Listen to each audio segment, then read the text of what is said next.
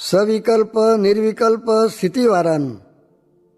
સ્વામિનારાયણ હરે સંવત 1876 મહાશુદી ત્રીજને દિવસ શ્રીજી મહારાજ શ્રી ગઢડા મધ્યે દાદા ખાચરના દરબારમાં શ્રી વાસુદેવ નારાયણના મંદિરની આગળ લીમડાના વૃક્ષ હેઠે ઓટા ઉપર ઢોલિયો ઢરાવીને વિરાજમાન હતા ને ધોરો ખેસ પહેર્યો હતો ને ધોરી ચાદર ઓઢી હતી ને માથે ધોરી પાગ બાંધી હતી ને પીળા પુષ્પના તોરા પાગમાં લટકતા હતા ને કાન ઉપર ધોરા ને પીળા પુષ્પના ગુચ્છ ખોસ્યા હતા ને કંઠમાં પીળા પુષ્પના હાર પહેર્યા હતા અને પોતાના મુખારવિંદની આગળ સર્વે મુનિ તથા દેશ દેશના હરિભક્તની સભા ભરાઈને બેઠી હતી. પછી શ્રીજી મહારાજે એક વેદાંતી બ્રાહ્મણ આવ્યો હતો. તેને પ્રશ્ન પૂછ્યો છે, તમે એક બ્રહ્મનું પ્રતિપાદન કરો છો અને તે વિના જે જીવ, ઈશ્વર, માયા અને જગત તથા વેદ, શાસ્ત્ર, પુરાણ તે સર્વેને મિથ્યા કહો છો. તે વાત અમને સમજાતી નથી તથા માન્યામાં આવતી નથી. માટે તમને પૂછીએ જ છીએ, તેનો ઉત્તર કરો. તે વેદ, શાસ્ત્ર, પુરાણ, સ્મૃતિ અને ઇતિહાસ તેની સાખે કરીને કરો. પણ કોઈક કલ્પિત ગ્રંથને વચને કરીને કરશો તો અમે તેને નહીં માનીએ, અને જો વ્યાસજીને વચને કરીને કરશો તો અમારા માન્યામાં આવશે. કેમ જે અમારે વ્યાસજીના વચનમાં દ્રઢ પ્રતીતિ છે. પછી તે વેદાંતીએ ઘણી પ્રકારની યુક્તિઓ લાવીને ઉત્તર કરવા માંડ્યો, પણ શ્રીજી મહારાજે તેમાં આશંકા કરી માટે તે પ્રશ્નનું સમાધાન થયું નહીં. પછી શ્રીજી મહારાજ બોલ્યા, જે સાંભળો, એ પ્રશ્નનો ઉત્તર અમે કરીએ જ છીએ. એ તો પરમેશ્વરને ભજીને થયા જે મુક્ત, તેની સ્થિતિના બે ભેદ છે. જેમ મેરુ પર્વત ઉપર ઊભા જે પુરુષ તે મેરુ થકી ઓરા જે સર્વે પર્વત તથા સર્વે વૃક્ષ તથા તે પર્વત વૃક્ષનું આધાર જે પૃથ્વીનું તર તે સર્વેને પૃથક પૃથકપણે દેખે છે. તેમ સવિકલ્પ સમાધિવાળા જે જ્ઞાની મુક્ત તે જીવ, ઈશ્વર, માયા તથા તેમનું આધાર જે બ્રહ્મ એ સર્વેને પૃથક પૃથકપણે દેખે છે. અને વળી જેમ લોકાલોક પર્વત ઉપર ઊભા જે પુરુષ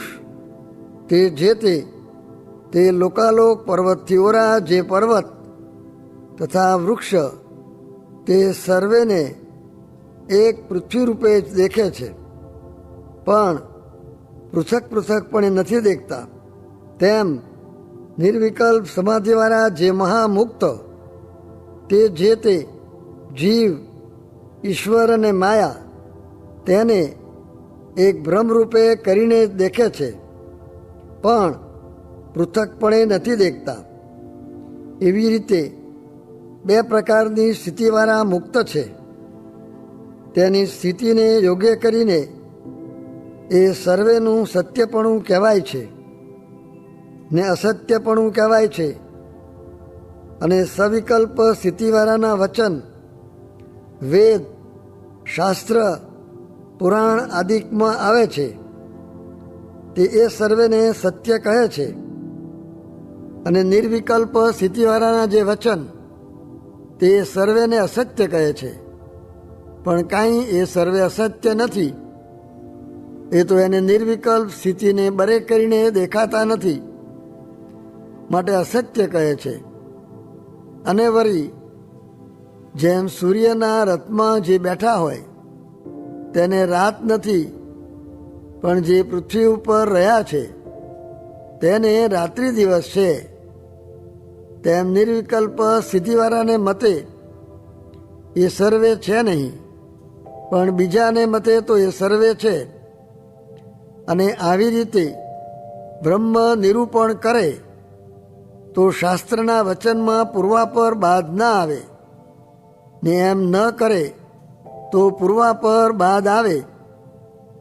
તે બાદને તો સમજતો ન હોય તથા એવી રીતની સ્થિતિને પણ ન પામ્યો હોય, અને કેવળ શાસ્ત્રમાંથી શીખીને વચન માત્રે કરીને એક બ્રહ્મપણાનું પ્રતિપાદન કરતો હોય, ને ગુરુ, શિષ્ય, જીવ, ઈશ્વર, માયા, જગત તથા વેદ, પુરાણ, શાસ્ત્ર એ સર્વેને કલ્પિત કહેતો હોય તે તો મહામૂર્ખ છે ને અંતે નારકી થાય છે.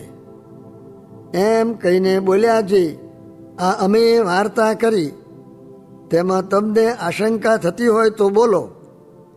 ત્યારે તે વેદાંતી બ્રાહ્મણ બોલ્યો છે, હે મહારાજ, હે પ્રભો, હે સ્વામીન, તમે તો પરમેશ્વર છો અને જગતના કલ્યાણને અર્થે પ્રગટ થયા છો. તે તમે જે ઉત્તર કર્યો તે યથાર્થ છે, એમાં આશંકાનો માર્ગ નથી. એમ કહીને અતિ પ્રસન્ન થયો અને પોતાની જે અણસમજણ તેનો ત્યાગ કરીને શ્રીજી મહારાજને આશ્રિત થયો. ઇતિ વચનામૃતમ એવી રીતે ગઢડા પ્રથમ પ્રકરણનું 39મું વચનામૃત જે તે થયું. 5 પ્રકારે સ્ત્રી ભોગવાય છે તેની વિકતિ જે ત્વચાએ, નેત્રે, કાને, જીભે ને મનમાં સંકલ્પે. સ્વામિનારાયણ સ્વામીએ વાત કરી જે સ્વભાવનું બળ સર્વ કરતાં અધિક છે, તે કેમ જે વિષયના સંકલ્પ થાય એ તો વાસના કહેવાય, પણ ભગવાનની સ્મૃતિ કરતાં જે સંકલ્પ થાય તે સર્વ સ્વભાવ કહેવાય. સ્વામિનારાયણ હરે સ્વામીએ વાત કરી જે દેહ હોય તે દોષ તો હોય, પણ અનુવૃત્તિમાં રહે છે, તેથી દોષનો શો ભાર છે. મર રહ્યા ને કરવાનું તો થઈ રહ્યું છે, પણ આ તો વિઘ્ન ટાળીએ છીએ. અને દોષ તો ઝાડી જેવા છે, તે ઝાડી હોય તે તરત ટળી જાય નહીં. વાતું સાંભળતા મહિમા જણાશે તેમ ટળશે. મહિમાની કસર છે. મધ્યનું 13મું વચનામૃત વંચાવીને વાત કરી જે આંખની વૃત્તિ, કાનની વૃત્તિ, બધી વૃત્તિઓ હૃદયાકાશમાં રહે છે, તેથી કોઈનો ભાર રહેતો નથી, એ મજગૂર છે. સ્વામિનારાયણ હરે સ્વામીએ વાત કરી જે સંકલ્પ કરે તેને મહારાજ કશું આપે નહીં. ત્યાં દ્રષ્ટાંત, એક વખત મહારાજ દહીં ને ભાત જમતા હતા. તે વખતે બધાએ સંકલ્પ કર્યા ને મેં સંકલ્પ ન કર્યો, તેથી બોલાવીને પ્રસાદી આપી. સ્વામિનારાયણ હરે સ્વામીએ વાત કરી જે મોટાએ હરેક તરેથી સુખ આપ્યું હોય, આગળ ભગવાને આપ્યું હોય ને બહુ મહિમા સમજાણો હોય, તો પણ જેને તેને કહેતા ફરવું નહીં, ને કોઈને કહેવું હોય તો 16 આને 1 આનો કહેવું. સ્વામિનારાયણ હરે સ્વામીએ વાત કરી જે મુક્ત, મુમુક્ષુ, વિષયને પામર એ 4 પ્રકારના ભક્ત છે. તેમાં પામર હોય તે કોઈ પદાર્થને અર્થે ભગવાનને ભજે, ને વિષય હોય તે આ લોકના સુખનો ત્યાગ કરે ને બીજા સુખને ઈચ્છે છે, ને મુમુક્ષુ હોય તે કૈવલ્યાર્થીના સુખને ઈચ્છે છે, ને મુક્ત હોય તે એક ભગવાનની મૂર્તિને જ ઈચ્છે છે. સ્વામિનારાયણ હરે સ્વામીએ વાત કરી જે પ્રિયવ્રતને કેટલા છોકરા થયા ને 11 અર્બુદ રાજ કર્યું, પણ આત્મારામ મહાભાગવત કહેવાયા ને તે ગૃહસ્થાશ્રમમાં રહી કથામાંથી વિરામ ન પામ્યા, તથા સાધુમાંથી હેત ટળ્યું નહીં, તેથી મોટા કહેવાયા. ને પ્રહલાદજીને તથા પ્રિયવ્રતને મહારાજ બહુ વખાણતા. સ્વામિનારાયણ હરે સ્વામીએ વાત કરી જે શ્રીજી પધાર્યા સ્વધામ મારે, મેલી પોતાના મળેલ તે પણ તનને ત્યાગશે રે, ત્યારે રખે પડતી જો ભેળ. આ કીર્તન આખું બોલીને કહે છે, હવે તો બહુધા દાડે દાડે આમ થવાનું છે, હવે તો દેશકાળ ઉતરતા આવશે. સ્વામિનારાયણ હરે.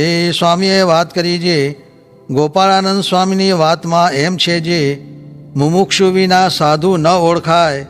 તે અમદાવાદના એક સાધુ આગળ કહ્યું ને પછી બોલ્યા છે, સંસ્કાર વિના કાંઈ થાય નહીં. તે જુઓ ને, આપણે પણ સંસ્કારે ભેળા થયા છીએ ને. મેં એક કણબી વાડીમાં હતો, તેને કહ્યું છે, પટેલ ભગવાન ભજશો? ત્યારે કહે, હા. ત્યારે કહ્યું છે, ચાલો ને અહીં નદીએ, અમારા મોટા સાધુ કૃપાનંદ સ્વામી આવ્યા છે. પછી ત્યાં જઈને વર્તમાન ધરાવ્યા. તે સાધુ થઈને મણી જેવા થયા. તે એમ સંસ્કાર વતે થાય છે એમ કહીને કીર્તન સંત સમાગમ કીજે એ પદ બોલાવ્યા. સ્વામિનારાયણ હરે. સ્વામીએ વાત કરી છે, કેટલેક ઠેકાણે ધર્મ કરે છે, તેમાં કરોડ મણ દાણા વાવરે છે, પણ એક અધશેર બરોબર ન આવે. ને એક અધશેર પણ એવું છે, જેમ ઋષિએ વનમાં સાથવાની 4 પત્રાવળી પોતાને સારું પૂરી હતી, પણ જો ઓલા ઋષિ માગવા આવ્યા તેને દીધી તો તે ટાણે 4 ખાઈ ગયા. ને જ્યારે હાથ ધોયા ત્યારે તેમાં નોળિયો આળોટ્યો, ત્યાં સોનાનો થઈ ગયો. ને પાંડવે યજ્ઞ કર્યો, તેમાં ન થયો. કાંજે એનું દ્રવ્ય એવું હતું, એ ધન તે મરુત રાજાનું લૂંટીને લાવ્યા હતા. ને ઓલો થોડો જ સાથો હતો, પણ મહેનત કરીને ભેળો કરેલ અને વળી શ્રદ્ધા સોતું દીધું. તેમ આગળ પાત્ર પણ એવું હતું, માટે પાત્ર જોઈને દાન કરવું.